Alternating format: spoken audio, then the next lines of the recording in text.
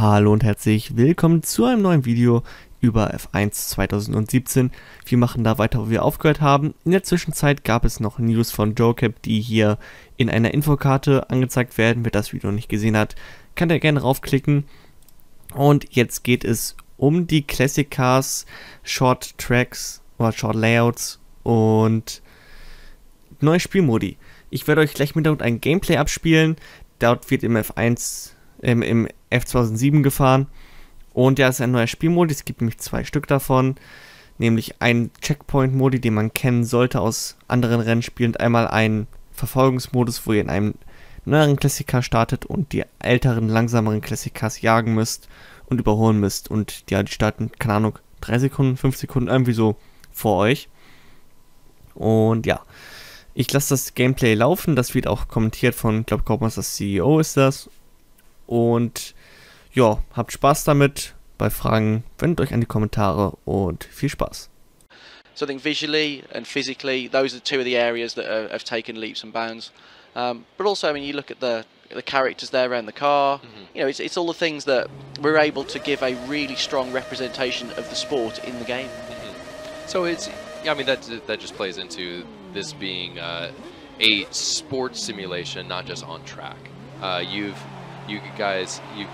send people to the individual tracks to mirror the individual experience. Yeah. Like you were talking about, whether it's in the paddock, whether it's in the garage, whether it's around the racetrack. So working with Formula One over the years has definitely been great. So can you talk to me a little bit about how it being an international sport influences the development of this?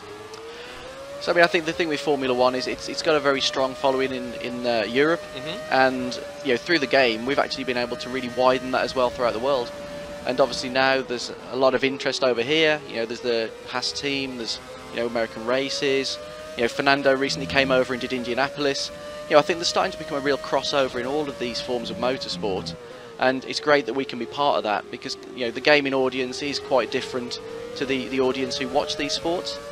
So, you know, there's a real crossover between, you know, the guy who loves the sport and doesn't really play the game, and then we can bring them into gaming, or we can bring the gamer into the sport.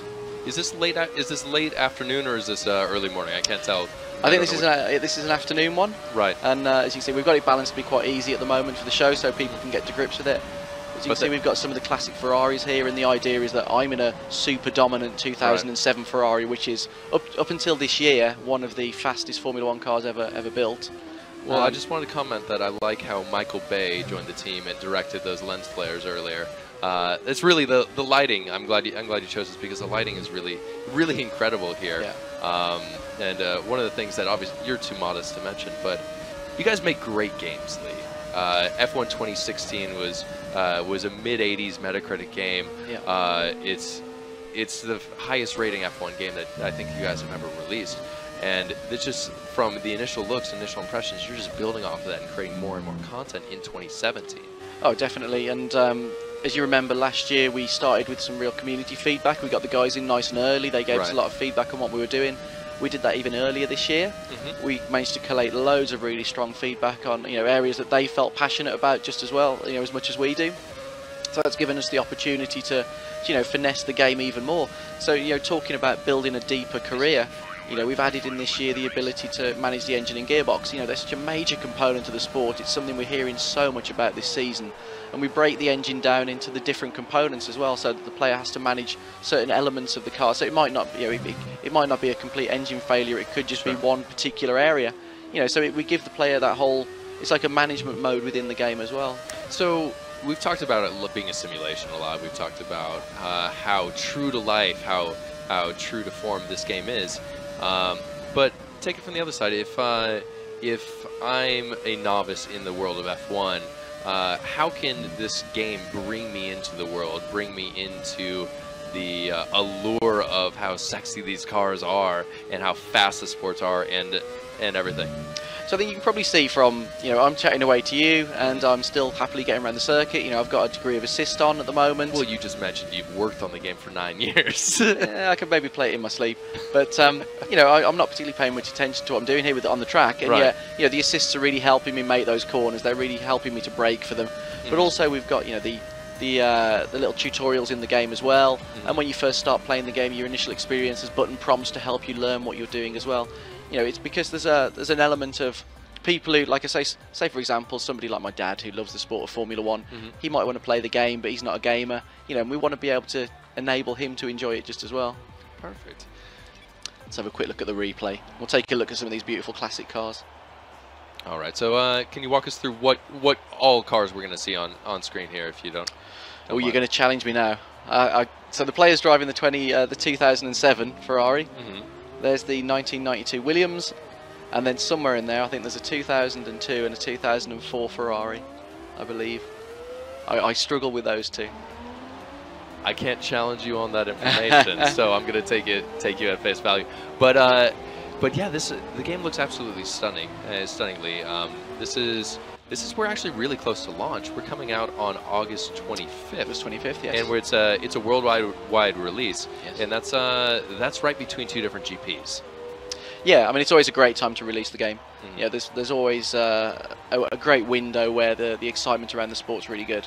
And people, we traditionally look at the stats and you see people always jump straight on the game after the race as well. Right. So we can see there's real spikes when it becomes really popular. So we get in so much great support from the teams as well. They're always tweeting about our game. We're always following those guys. There's a real feeling of the sport's really on the up at the moment. It's getting very exciting. So Lee, you just mentioned that this game comes out in the middle of the F1 season. So how do you update because there's rule changes, there are different things that happen mid-season, there are team changes. How and when do you keep this game, since it is a simulation, it is a real life license game, how do you keep that current? How do you update post-launch? Yeah, so what we'll do is we'll keep an eye on the performance of the cars throughout the season, and if there's any major changes, those are things that we'll certainly address. Right. And also, you see the teams regularly change liveries or make changes to the physical, attributes of the car, the model of the car, and those are things that we can patch in, post-launch over the course of the rest of the season. Like we did last year, we want to try and keep the game relevant for as long as possible, make sure that the players experiencing what they see when they watch the sport on TV. So if Ferrari decides that they're just not going to have their engines work very well anymore, you can nerf those cars essentially in game. We could adjust performance. We would never touch reliability, so that's something that's in the players' hands. That's how they manage things. It's entirely up to the player. If they got engine problems, that's their problem. That's how they've managed things. They've not developed the right part of the skills tree, for example. Right. Maybe they've not worked hard enough on the reliability. Maybe they've concentrated too much on another area. I was going to quickly rewind back and just highlight a bit of a beautiful classic. There it is. So we've got the McLaren. Right. There's the McLaren MP44, and what we've done for that as well, we've added support for a H-pattern shifter and clutch as well. That car was a old school, hardcore driven, in that way. So we wanted the player to be able to experience that as well. Very cool. And this is actually that 44 is part of the Legacy Edition. So that's the DLC car. It's not DLC. Sorry, that's the pre-order car. Right, exactly. So if you pre-order the game, you'll get access to the MP44. Yeah, so for all physical formats, that is in the Day 1 edition. If you pick up the game on Day 1, you will receive this additional car. Yeah, and all 12 classic cars, minus the pre-order car, are all on disc. You'll have all of the cars from the beginning, so all 11 teams will be there, plus the McLaren, obviously, if you pre-order. So very cool. Well, this has been F1 2017. Lee Mather over from Codemasters showing off the game. It's coming out on August 25th for PS4, Xbox One, and PC. Lee, any parting words before you leave it for all the fans of F1 across the world? I mean, I'd like to thank everybody for the reception we got last year. 16 did so well. It's given us the standing to build, something even bigger, something even more exciting, and that's been really exciting for us. It's really given us all a great boost. The sport this year, 2017, the cars, that's totally different for us. But bringing in the classics and integrating them into the career in the way we have, I think is something different. It's something unique. It'll really give the players something to get their teeth into. All right, perfect. Well, thank you so much for tuning in. We're going to take a quick break, and we'll be right back with Kingdom Come Deliverance here on Square Enix Present.